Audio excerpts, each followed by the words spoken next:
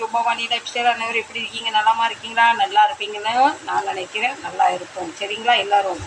இன்றைக்கி எங்கள் வீட்டில் என்ன சாப்பாடுன்னு கொஞ்சம் பார்க்கலாமா? உங்கள் வீட்டில் இன்றைக்கி என்ன சாப்பாடு சொல்லுங்க. தோட்டத்தில் பறித்த பாவக்காய் ஃப்ரை.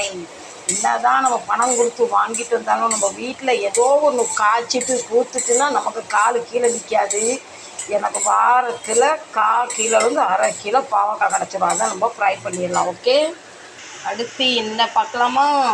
எனக்கு ரொம்ப ரொம்ப பிடிச்ச தக்காளி சட்னி. தக்காளி சட்னி இருந்தால் கூட ஒரு 2 உருண்டை நான் சோறு சாப்பிடுவேன். வெறும் தக்காளி, பச்சை மிளகா, வெங்காயம், கொஞ்சோண்டு பூண்டு இடித்து போட்டிருக்கேன். நல்லா மணமாக இருக்கும் நம்ம தக்காளி சட்னி. நீங்கள் நினைக்கலாம் என்ன காம்பினேஷன், ரெண்டும் நல்லா இருக்குமான்னு. நல்லா இருக்கோ இல்லையோ நம்ம வீட்டில் இருக்கிறத நம்ம செய்யணும், அவ்வளோதான். நீங்கள் நினைக்கிறதும் யோசனை பண்ணுறதும் எனக்கு புரியுது. ஏம்மா பவானி லைஃப் ஸ்டைல் உன் வீட்டுக்காருக்கு இதெல்லாம் பிடிக்காத, பின்னே இது பண்ணுறேன்னு. அவருக்கு ஒரு ஸ்பெஷல் ஐட்டம் பண்ணியிருக்கேன். அவர் இந்த மாதிரி நல்ல பொருள் சாப்பிட மாட்டார்.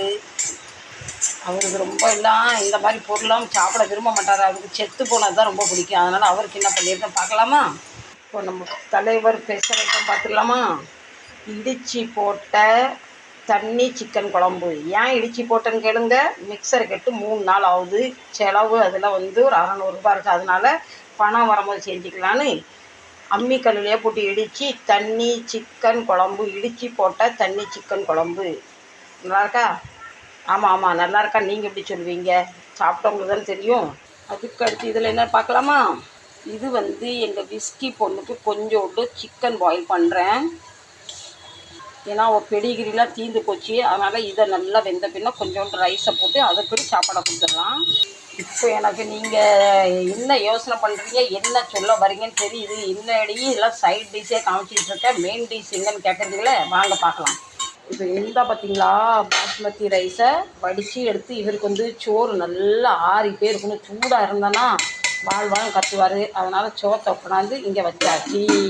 அடுத்து வாங்க முட்டைக்கு. மும்பையில் ஒரு டஜன் முட்டை 80 ரூபா.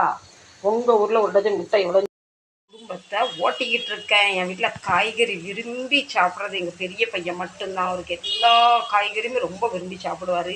சரி ஃப்ரெண்ட்ஸ், இன்றைக்கி என் வீட்டில் நடவடிக்கை இதுதான். உங்கள் வீட்டில் என்னன்னு சொல்லி கண்டிப்பாக ஒரு லைக்கை போட்டுருங்க. அப்போ நான் புரிஞ்சுப்பேன். என் வீடியோ நீங்கள் பார்த்து நான் பேசுனது நான் செஞ்சவங்களுக்கு பிடிச்சிருக்குது. சரிங்களா? முடிஞ்ச ஒரு ஹார்ட்டையும் தந்துடுங்க. அதுக்கு மேலே முடிஞ்சால் கண்டிப்பாக சப்ஸ்கிரைப் பண்ணிடுங்க. சச்சா, bye, love you. Water ready. நான் அவளுக்கு எப்போவுமே தனியாக எல்லாமே தனியாக தான் பண்ணுவேன். அதில் உப்புலாம் போட மாட்டோம். இதில் கொஞ்சம் சோறு வச்சுருந்தேன், அதை எடுத்தாச்சு. சிக்கன் பாயில் எடுத்தாச்சு. இப்போ பிஸ்கி கொடுத்துடலாம்.